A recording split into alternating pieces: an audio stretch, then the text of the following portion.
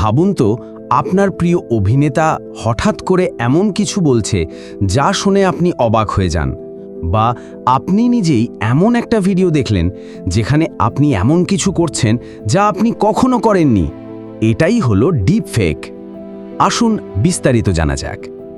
Deep fake শব্দটি এসেছে দুটি শব্দ থেকে, ডিপ লার্নিং এবং ফেক। ডিপ লার্নিং হলো কৃত্রিম বুদ্ধিমত্তার এমন একটি শাখা যেটি মানুষের মতো শিখতে পারে। আর ফেক মানে তো আপনি জানেনই। এই প্রযুক্তিতে সবচেয়ে গুরুত্বপূর্ণ যেটি, সেটা হলো জেনারেটিভ অ্যাডভার্সেরিয়াল নেটওয়ার্কস, সংক্ষেপে জিএএন। জিএএন দুইটি কৃত্রিম বুদ্ধিমত্তা ব্যবহার করে কাজ করে। একটা তৈরি করে ফেক ভিডিও, অপরটি খুঁজে বের করে ভুল বা গলদ। এইভাবে একে অপরের প্রতিযোগিতায় এক সময় তৈরি হয় এমন ভিডিও যা দেখতে একদম বাস্তবের মতো। উদাহরণ হিসাবে বলা যায়, কারো অনেকগুলো ছবি ও ভিডিও সংগ্রহ করে তার মুখ ও অভিব্যক্তি কৃত্রিমভাবে শিখিয়ে নেওয়া যায়। এরপর সেই মুখ বসিয়ে দেওয়া যায় অন্য কারো শরীরে। কিন্তু প্রশ্ন হলো, এই প্রযুক্তি দিয়ে কি করা যায়? উত্তরটি সহজ নয়, কারণ এর ভালো দিক যেমন আছে, খারাপ দিক অনেক বেশি। প্রথমত, ডিপ ফেক দিয়ে খুব সহজেই রাজনৈতিক বিভ্রান্তি তৈরি করা যায়।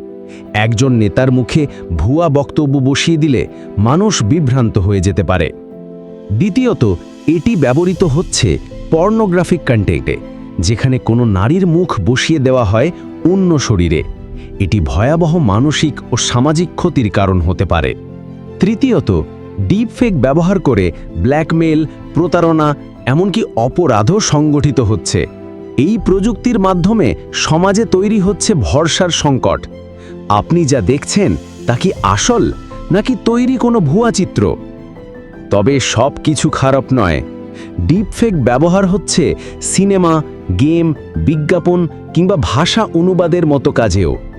মৃত অভিনেতাকে আবার পর্দায় ফিরিয়ে আনা বা ভাষা বুঝতে না পারা ব্যক্তির জন্য কথোপকথন সহজ করে তোলা, এসব ভালো উদাহরণ।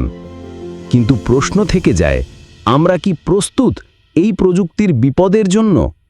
আপনারা কি মনে করেন ডিপ ফেক প্রযুক্তি আমাদের সমাজে আসলকে নকল করে দিচ্ছে, নাকি এটি কেবল প্রযুক্তির আরেকটি ধাপ? আপনার মতামত কমেন্টে জানাতে ভুলবেন না। ধন্যবাদ ভিডিওটি দেখার জন্য।